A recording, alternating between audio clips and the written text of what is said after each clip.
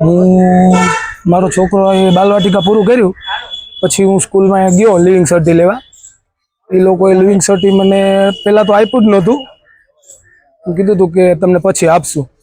પછી પાછા અમે સિગ્મામાં એડમિશન લેવા ગયા, ત્યાં રિઝલ્ટ માંગે, ત્યાં અમે રિઝલ્ટ આપ્યું અને પછી પાછું સિગ્માવાળાએ અમને બોલાવ્યા કે ભાઈ એનું લિવિંગ સર્ટી લઈ અને સ્કૂલે આવો.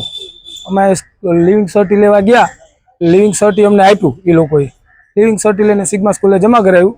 સિગ્મા સ્કૂલવાળાએ અમને એવું કીધું કે આનો યુઆઈડી નંબર નથી. પછી મેં આ જે ભાવેશ સરને છે તાજાવાલાવાળા, એ લોકોને ફોન કર્યો તો એ લોકોએ એવું કીધું કે ભાઈ હમણાં સર્વર અમારું હાલતું નથી, એટલે પછી સર્વર ચાલુ થાય ત્યારે તમને યુઆઈડી નંબર નાખીને આપશું. પછી અમે કીધું વાંધો નહીં, અને ત્યાં પણ અમને એડમિશન મળી ગયું સિગ્મામાં.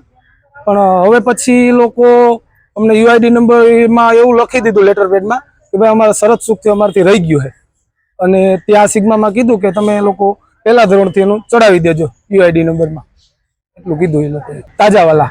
તો એ તો મંજૂરી ખ્યાલ નથી મને, શરત ચૂકથી કીધું છે એ લોકો. આપણે જિલ્લા શિક્ષણ અધિકારી કચેરી ગઈકાલે વાલીઓની એવી ફરિયાદ આવી છે કે જે પોરબંદરની જે કેબી તાજીવાલા સ્કૂલ છે ત્યાં બાલવાટિકામાં જે વિદ્યાર્થીઓ પ્રવેશ લીધો હતો અને જે પેરેન્ટ્સ છે એમને એવી ફરિયાદ આવેલી છે કે એમના યુડીઆઈ નંબર જનરેટ થયા નથી. અને આ બાબતે જ્યારે વાલીઓ એમની પાસે ગયા તો એ લોકોએ કીધું કે અમારી પાસે પરમિશન જ નથી. અને આજે એ બાબતે થઈ અને વાલીઓ અને બધા મીડિયાના સાથી મિત્રો અને આજે હું પણ આજે શિક્ષણ અધિકારી પાસે આવ્યા હતા અને એવી માંગ કરી હતી કે ખરેખર આ સ્કૂલને માન્યતા છે કે નહીં, તેમને યુડીઆઈ નંબર મળેલો છે કે નહીં, અથવા તો પોરબંદરમાં પણ આવી ઘણી બધી સ્કૂલો હોઈ શકે કે જેને યુડીઆઈ નંબર જનરેટ ન થયો હોય અને એમને પ્રવેશ મેળવ્યો હોય. આમાં ખરેખર ક્યાંક ને ક્યાંક સ્કૂલવાળાની પણ બેદરકારી હોય, જેને લઈ અને બાળકોના ભવિષ્ય સાથે કોઈ છેડા થઈ શકે, અથવા તો છેડા થયા જ છે. આપણે જોઈએ જ છે કે પ્રવેશ આપીને પછી એમ કહે છે કે પરમિશન નથી. ત્યારે આ બાબતે અમે શિક્ષણ અધિકારી સાથે વાત કરી છે અને એવું કીધું છે કે આ બાબતે આપ તપાસ કરો અને પોરબંદરની જેટલી પણ સ્કૂલો છે જેમને ખરેખર પરમિશન મળી છે કે યુડીઆઈ નંબર જનરેટ થયા છે કે નહીં અને સરકારની ગાઈડલાઈન મુજબ છે કે નહીં, એ બાબતે આપ તપાસ કરો. અને જો એ બાબતે કોઈ પણ સ્કૂલ ન હોય તો તેમની સામે કાયદેસરની કાર્યવાહી કરો એવી માંગ કરી હતી. અને એવી પણ અમે માંગ કરેલી છે કે જેટલી પણ સ્કૂલો માન્યતા ધરાવે છે, જે લોકોની યુડીઆઈ નંબર જનરેટ થયા છે, તે સ્કૂલોનું લિસ્ટ પણ આપ વહેલી તકે બહાર પાડો, જેથી કરીને વાલીઓ પણ જાગૃત થાય. અને વાલીઓને પણ મારી વિનંતી છે કે આપ પણ જે તે સ્કૂલમાં એડમિશન લ્યો તો ખરેખર એમની તપાસ કરો, જેથી કરીને પછી વર્ષ કે 2 વર્ષ પછી આપણે ભોગ બનવાનો વારો ન આવે. આ બાબતે એ રજૂઆત કરી છે કે આ બાબતે આપ યોગ્ય તપાસ થાય અને જો કસૂરવાર ઠેરાય તો આમની સામે તાત્કાલિક ધોરણે પગલાં લેવાય તેવી માંગ કરીએ. પોરબંદરની કેબી તાજાવાલા જે ગુજરાતી મીડિયમ સ્કૂલ છે ત્યાં મારું બાળક જે છે તે વર્ષ 2025-26માં એની બાલવાટિકા કર્યું હતું. હવે બાલવાટિકા જેવું એને પૂરું કર્યું એટલે મારે બીજી સ્કૂલ જે છે ત્યાં એડમિશન લેવાનું થયું. એટલે હવે જે લિવિંગ જે છે તે લિવિંગ માટે ગયા અને લિવિંગ લીધું. લિવિંગ લીધા બાદ જ્યારે સરકારી શાળામાં જ્યારે ગયા ત્યારે એને આચાર્યએ કીધું કે ભાઈ આમાં યુઆઈડી નંબર નથી. એટલે જેવો યુઆઈડી નંબર નહોતો એટલે અમે શાળાએ ગયા કે ભાઈ આમાં યુઆઈડી નંબર જે છે બાલવાટિકાનો એ નથી. તો શાળા દ્વારા એવું કહેવામાં આવ્યું છે કે અમારી જે મંજૂરી જે છે તે મંજૂરી પ્રોસેસમાં છે. તો અમે વાલીઓએ કીધું કે ભાઈ મંજૂરી પ્રોસેસમાંથી તો અમારે વાલીઓને જાણ કરવી હતી કે ભાઈ તમારું બાળક બાલવાટિકામાં છે પણ અમારી મંજૂરીમાં છે, હજી મંજૂરી મળી નથી. તો અત્યારે એવી પરિસ્થિતિ થઈ છે કે અમારા બાળકે અમે વાલી તરીકે બાળકની ફી ભરી બધી, જે એને વર્ષ દરમિયાન બરાબર એને દરરોજ સ્કૂલે મોકલો, પરંતુ સરકારી ચોપડે અમારા બાળકની ક્યાંય પણ નોંધ ન થઈ. હવે સરકારી ચોપડે અમારા બાળકની નોંધ ન થઈ એટલે એનું યુઆઈડી જે છે તે બાલવાટિકા ન બોલે. હવે અમારે જે પણ એને બેસાડવાનો થાય પહેલા ધોરણમાં એટલે અમારે એને નવા ધોરણથી બેસાડવો પડે, એટલે કે જન્મ તારીખના દાખલા ઉપર બેસાડવો પડે. એટલે અમારી નોંધ જે છે એ પહેલા ધોરણથી થાય. અત્યારે સરકારનો નિયમ છે કે ભાઈ 5 થી 6 વર્ષનું જે બાળક હોય એ બાલવાટિકા એનું કરાવવું, અને બાલવાટિકા કરાવ્યા પછી એનું યુડાયસ અને જનરલ રજિસ્ટરમાં એનું જે નોંધ છે તે કરવી જરૂરી છે અને ફરજિયાત છે.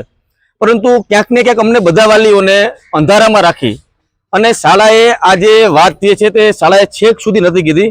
આ તો અમે આ લિવિંગ કાઢ્યું પછી અમને આઈડિયા આવ્યા. એટલે અમારી આજે જિલ્લા પ્રાથમિક શિક્ષણ અધિકારી જે જિલ્લા ડીઓ છે એમને રજૂઆત કરી છે અમે કે આજે બાળકનું જે ભવિષ્ય જે છે વર્ષ બગાડ્યું છે એને લઈને કાર્યવાહી કરવામાં આવે. અને અમારું બાળક જે છે જેણે વર્ષ દરમિયાન શાળાનો પૂરો અભ્યાસ કર્યો છે, બાલવાટિકા કર્યું છે, એટલે એનું વર્ષ જે સરકારી ચોપડે નથી જોયેલું એને લઈને પણ એને કાયદેસર કાર્યવાહી થાય અને એને બાળકને ભવિષ્યમાં નુકસાન ન થાય એ અંગે પણ પગલાં લેવામાં આવે, જેથી ભવિષ્યમાં એને બાળકને કોઈ પ્રશ્ન ન આવે એવી પણ અમે માંગણી કરી હતી. અને સાથે જ અમે એવી પણ માંગણી કરી હતી કે પોરબંદર જિલ્લામાં જે પણ શાળાઓ ચાલે છે એમાં કોની પાસે બાલવાટિકાની મંજૂરી છે તેની યાદી જાહેર કરવામાં આવે, એટલે બાળક જે છે, વાલીઓ જે છે, જ્યારે એડમિશન લે ત્યારે જ ખબર પડે કે ભાઈ આની પાસે બાલવાટિકા છે તો જે એડમિશન લે.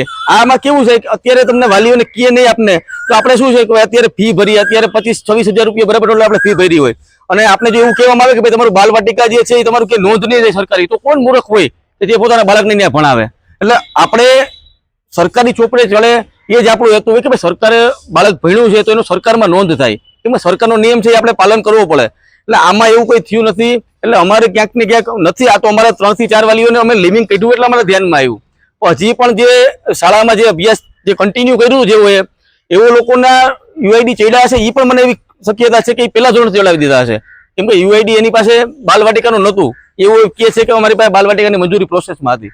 તો આવી એક આખી જે મામલો છે એ સામે આવ્યો છે.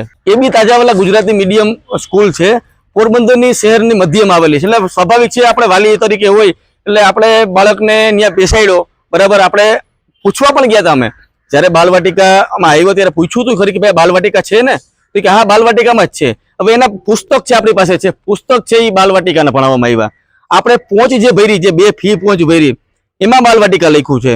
આપણે લિવિંગ જે આપ્યું છે એમાં બાલવાટિકા પાસ આપ્યું છે, બધું બાલવાટિકાનું છે. પણ સરકારી ચોપડે એવો નહીં, જે અમને મૌખિકની કીધું છે કે અમારી મંજૂરી પ્રોસેસમાં હતી એટલે સરકારી ચોપડે એને યુઆઈડીમાં ન ચલાવ્યું. એટલે કેવું થયું કે બાળક ત્યાં ભણ્યો પણ બાળક ન ભણ્યો બરાબર થયો, સરકારી ચોપડે બાળક નથી ભણ્યો.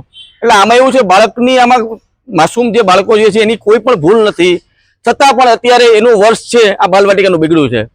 કાર્યવાહીમાં એવું છે કે અત્યારે ફરિયાદ મળી છે ને તમે કહો છો એ પ્રમાણે જો એને માન્યતા વગર ભરાવી છે તો અમે એ પ્રમાણે એની તપાસ કરાવડાવીશું. તપાસનો રિપોર્ટ છે અમે સરકારશ્રીને મોકલી આપીશું. સર, અમે હવે આપે જે કહ્યું છે એ પ્રમાણે પહેલા તો એ માન્ય છે કે નથી માન્ય અમે પહેલા તો ચેક કરી લઈશું. ખરેખર જો માન્ય છે તો પ્રશ્ન નથી, પણ જો માન્ય નથી તો પછી એની ગાઈડલાઈન છે એ પ્રમાણે અમારે જે કંઈ આગળની પ્રોસેસ કરવાની છે એ પ્રમાણે અમે પ્રોસેસ કરવાના છીએ. સાહેબ, ખોટા અત્યારે તો કેવું છે કે સાચું ચેક ખોટું છે અને માન્યતા ચેક નથી આપણી પાસે, પહેલો પ્રશ્ન એ છે. એટલે જ્યાં સુધી આ તપાસ નહીં થાય ત્યાં સુધી તમે આપના સાચું ખોટું નહીં કહી શકીએ. હવે આપ જે કહો છો તો પહેલો વસ્તુ અમને જે વાત કરી ભાઈ વાલી અને પત્રકાર મિત્રે પણ કહ્યું એ પ્રમાણે પહેલા તો એની માન્યતા ચેક નહીં, એ પહેલા ચેક કરી લઈશું અમે. બીજું કે એનો યુઆઈડી નંબર રહી ગયો છે તો કયા કારણથી રહી ગયો છે એ પણ અમે સાથે સાથે ચેક કરી પછી જ આપને પણ અને વાલીશ્રીને પણ અમે જાણ કરી. સર, હવે કેવું થયું છે કે ઘણી વખત માનવ સહજ ભૂલો થતી હોય છે, તો કદાચ કોઈક વખત લખતા પણ રહી જતું હોય છે, ઘણી વખત લખ્યા પછી પણ એકાદ આંકડો આગો પાછો થતો હોય છે. પણ હવે આ તપાસનો વિષય છે એટલે હું જાણીને પછી આપણે રિયલ આપી શકાય કે ન આપી શકાય સવાલ છે. યુઆઈડી વગર એવું કહેવાય કે હું એવું કહું છું કે ઘણી વખત અમારી પાસે એવી એલસીઓ પણ આવે છે કે જે એનો યુઆઈડી નંબર નથી હોતો, લખેલો નથી હોતો, પછી શાળા પાસે જાય તો એની પાસે હોય છે પણ ખરું, ઘણી વખત ભૂલ પણ હોય છે. પણ તો મિત્રો, હું આપના માધ્યમથી કહેવા માંગુ છું કે હું પરફેક્ટ તપાસ કરી જે સાચું છે એ પ્રમાણે તપાસ કરીને જ પછી આપને પરફેક્ટ જવાબ આપીશ. યુઆઈડી નો નિયમ એવો છે કે જે કોઈ બાળક શાળામાં ભણે તો એનો નિયમ આપો, એને એક ઓથેન્ટિક એનો નંબર એક આવે અને એનું ડેટા થાય ત્યારે એને નંબર આપતા હોઈએ છીએ. બાલવાટિકા વાળાનો સર હું ડેટા લઈને પછી આપને જણાવું છું કેટલાનો મંજૂર થયેલું છે શું છે એ પ્રમાણે. કશું જ નહીં સાહેબ, જો માન્યતા વગર ભણાવી છે અને ચાલુ રાખી છે, તમે તપાસના અંતરે એના ઉપર જે કંઈ એક્શન લેવાના થતા હશે. બસ સર, એક્શનમાં તો કેવું છે કે અમારો રિપોર્ટ મોકલીશું અમે ઉપર અને અમારો રિપોર્ટ છે ઉપર જશે, એના આધારે સરકારશ્રી જે એમને કહેશે એ પ્રમાણે જ અમે આપવાના છીએ. કારણ કે નોન ગ્રાન્ટેડ શાળાઓનું છે એનું ટોટલ 2011 ના પરિપત્ર મુજબ મારે રિપોર્ટ જ કરવાનું છે અને જે કઈ સજા થતી છે એ પ્રમાણે ત્યાંથી તમને આવશે. અત્યારે તો હાલ મારી પાસે તમારી આવી છે આરી તાજાવાલા. જો સાહેબ, હું એટલું કહી શકું છું કે જેમ ભવિષ્યનું કહો છો, ભણ્યા છો ખરા પણ માન્યતા તમે કહો છો એવી નથી, કાં તો એને યુઆઈડી નંબર નથી. પણ હવે આ તપાસનો વિષય છે સાહેબ, એટલે હું તમને એટલું જ કહું છું કે કયા કારણથી ના રહી ગયું છે અને શું થયું છે પછી હું તમને કહી શકીશ સાહેબ. 15 દાડા મહિનો જેવું થાય મિનિમમ, કારણ કે મારી પાસે કોઈ નથી અધિકારીઓ. ના ના, એવું નહીં સાહેબ. હવે બગડવાનો પ્રશ્ન નથી. હવે કેવું છે કે મારી પાસે પોતાની પાસે પણ સ્ટાફ નથી અત્યારે, ને તમે તો નવા મિત્રો છે, જૂના મિત્રોને ખબર છે એટલે અમે જેમ બને એમ ઝડપથી તમને 15 દાડા કીધા છે તો 15 દાડાની અંદર જેમ બને એમ ઝડપથી અમે તપાસ કરવાનો પૂરેપૂરો પ્રયત્ન કરીશું. સાહેબ જો ઘણા બધા કામ હોય અને સ્ટાફ ના હોય તો સ્વાભાવિક છે કે કંઈક ના કંઈક તો રહેવાનો. તમારી પાસે એક કામ હોય તો મારી પાસે 10 કામ હોય, એમની પાસે 10 કામ હોય તો સ્વાભાવિક છે કે પ્રાયોરિટી પ્રમાણે જ કામ તો થવાનું હોય. કહ્યું તો ખરું તમને કે 15 દિવસમાં તો આપવાનું તો કહ્યું. આનાની કેટલી પ્રાયોરિટી કહું સાહેબ કહો તો સાહેબ બધી તપાસ કરી હમણાં કંઈક એક મુદ્દો રહી જાય તો તમે પાછા મિત્રો આવો કે સાહેબ તમે જાણી જોઈને આમાં કંઈક વસ્તુ રવા દીધી છે. તપાસ કરવી હોય તો તપાસમાં દરેક ડિટેલ તો તપાસવી પડે ને સાહેબ. નથી સાહેબ એવું નથી. પોલીસ ફરિયાદ થાય તો એક વસ્તુ ઉપર થતી હોય એની સાથે બધા મુદ્દા ચકાસે એના આજુબાજુના બધા પાસા સાહેબ તપાસતા હોય, એક મુદ્દા ઉપર ના થતું ના સાહેબ એને અમારે જોવું પડે. જોઈને તમને કઈ જે હશે હું ખુલ્લું તમને કહું છું કે જે હશે હું તમને પત્રકાર મિત્રોને આપીશ ને એક પત્રકાર મિત્ર જે વાત કરી એ પ્રમાણે અમે ડિટેલ્સ પણ આપી દઈશું કે આટલી શાળાઓની માન્યતા છે, આ રીતે છે, અમે એ પ્રમાણે આપી દઈશું સાહેબ આપને. મેં સાહેબ ફરીવાર આપને કહું કે હું મારા અધિકારીના તપાસ આપી દઈશ. તપાસ આપ્યા પછી હું રાજ્ય સરકારને અમારો વિભાગ જે છે એની સાથે અમે આનો રિપોર્ટ મોકલી દઈશું. પછી જે આવશે એ પ્રમાણે અમે તમને કહીશું કે શું છે શું નહીં. પણ હાલ પૂરતું તમે એના પર એ ના કહેવાય ને, તો ના કહેવાય, તપાસનો વિષય છે ને. એ તો તમે જે રજૂઆત કરી છે એ જ મુદ્દા ના તમારી અરજી છે એના આધારે જ અમે મુદ્દા બનાવી તપાસ કરી.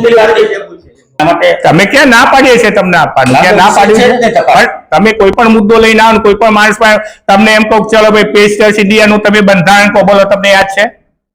બોલો હાલો સાહેબ. જવાબદારીની વાત નથી કરતો હું તમને કહું છું કે કોઈ પણ વ્યક્તિને તમે તાત્કાલિક આવીને પ્રશ્નોનો મારો કરો છો એની પાસે કઈ બધી માહિતી ન પડી હોય સાહેબ. હું તમને એ જ કહું છું, હું તમને એવું કહું છું કે જે વસ્તુઓ મારી પાસે આવે છે એનું અમે તપાસ કરાવડાવીએ છીએ. જેનું જે છે એ પ્રમાણે અમે શાળાના પર જે કઈ દંડ કરવાનો છે સરકારશ્રીના નિયમ પ્રમાણે કરીએ છીએ.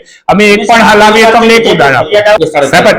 તપાસ કરીએ છીએ પણ જયારે મુદ્દો અમારી પાસે આવે તો જ્યાં સુધી અમે જે શાળાની મુલાકાત કરીએ જે અમને આવે છે અમે લઈએ જ છે. ના ના અમે ક્યાં ના પાડીએ છીએ. તમે પૂછો ને સાહેબ તમને લાગતું છે, બાકી હું સરકારના નિયમ પ્રમાણે આપને કહું છું એમાં એક શબ્દ આગો પાછો નથી કહેતો સાહેબ. જો મને એટલી ખબર પડે છે કે છોકરાનું ભણવાનું તો થયું છે, એક વસ્તુ સમજો.